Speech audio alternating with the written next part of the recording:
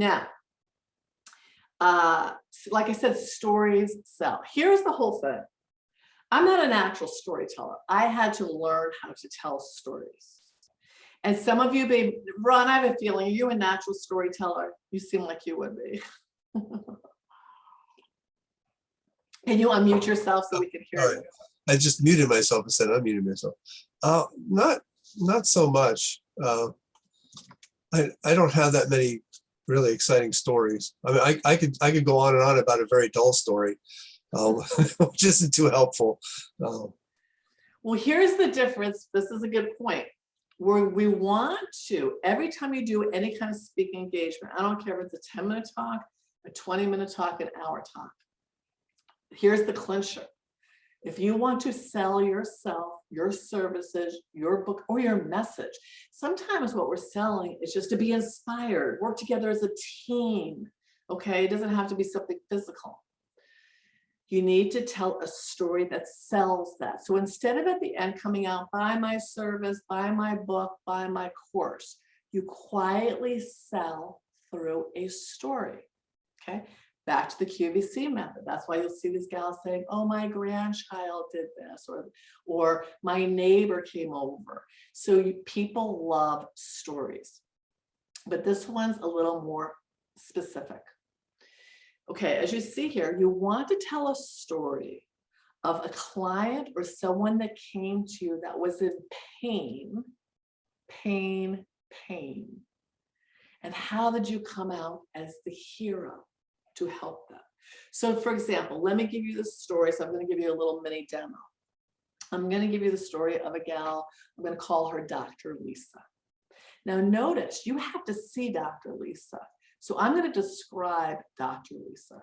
So Dr. Lisa's in her 50s, very attractive, brunette, bubbly personality, slender, and actually a holistic doctor. So, but she comes from the medical background. She has wonderful degrees, and she got so tired of the whole medical world, she wanted to go into holistic practice because her heart was in helping people. So I'm setting the stage of Dr. Lisa. So Dr. Lisa was doing speaking engagements on a regular basis to build up her practice. She was doing 1 or 2 gigs a week, and she was doing hour-long talks. And she would do her hour-long talks, and she would prepare, and she would work so hard, and she would give away, as I say, the store. Take this vitamin, do this, I'll answer your questions, and people came out in droves. So how did she find me? She said, I'm out there speaking. I'm a confident speaker. I have the degrees. What is going on? I'm not getting any clients. No one is signing up. Nobody is coming in to see me. I give a nice offer at the end. So here was my feedback. Now notice what I'm doing. I'm setting the stage. I'm saying what the pain is. And now I'm going to tell you how I came in as the hero. So what I said is, first of all, you're giving away too much. They don't want you, or they don't think they need you because you've oversaturated them. You have to leave them hungry for more. Thirdly, you're not telling success stories. You're giving information, giving information, giving information. Fourthly, as brilliant as you are, we need a little more charisma. It's getting monotone. They start getting tired, even though they're interested in the information. And lastly, your offer's all over the place. It's too confusing. You want to keep it very simple. So we worked together for a couple of months. We upped her opening. We did the questions that at first she fought me, as many of my clients do, which is okay. She's a doctor. Oh, I don't know. I can feel little bells and whistles. Just trust the process. We came up with some success stories. And as much as she wanted to give away the store, I said, they can't take it in anyway. You can try to give away the store, but they're not going to be able to take it in. Just give little nuggets. And then at the end, she's like, well, my services are worth $1 million. I know, but you've got to get them in behind closed doors. Let's give a nice offer.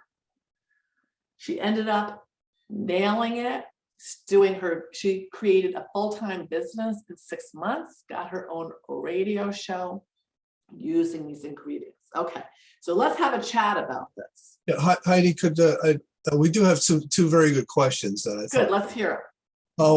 One person was concerned about the stories they have. Could they be in danger of sometimes dating themselves or aging them, giving away their age or something like that?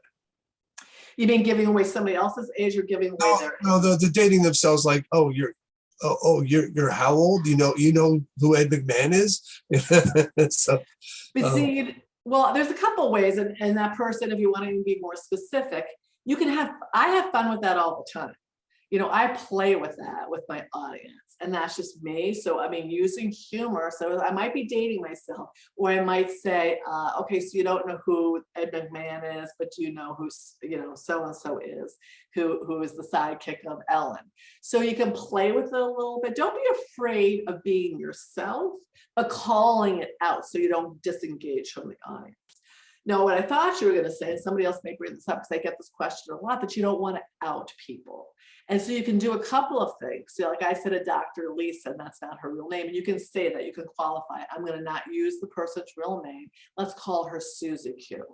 The point is you want to, and it's up to you. I don't want to promote you being disingenuous if you're cutting and pasting people together, but work on these stories. The stories take time to flesh out because they need to be specific because it's psychologically based. So was there a second question? Did I answer the first question, Ron? Yes, thank you. Yeah, the other one is actually tying it back to one of the first things you said is you had 6 minutes to get their attention. So are all these steps you've given us, are these supposed to be your first six minutes? Great question. It ends, no. So this is now in the body, and thank you. See, I needed to do a better transition there. So sharing a story needs to be in the body of your talk. So after you do your credibility, I'm smart, I have degrees, and you did your vulnerability, the transition should be, I'm going to add that to my next slide, thank you. The transition should be, let's get started. And then you get started with the bulk of your talk. So today, because of our short talk together, I'm not going into the body of your talk. You know your information, okay? You share your points. Within the body, there needs to be the charisma, there needs to be the body language, this needs to be in the beginning, but sharing a story needs to be someplace in the body of the talk.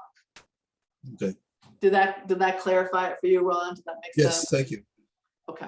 And so then there was one other question. What if at this point, the only success story they have is their own story?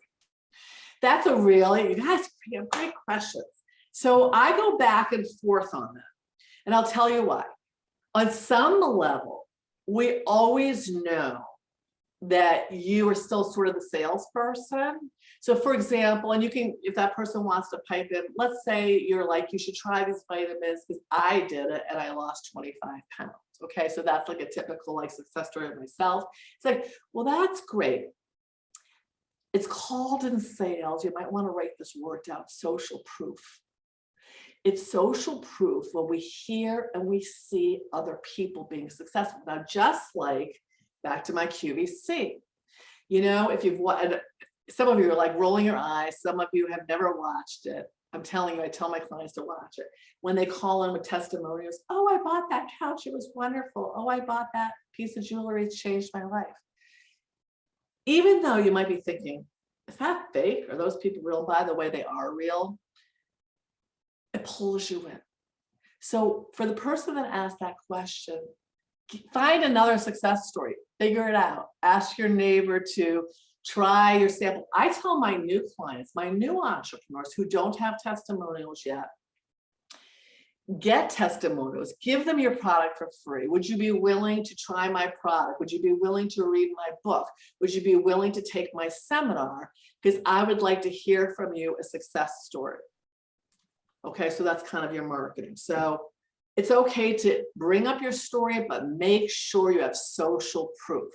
We want it from a third-party referral.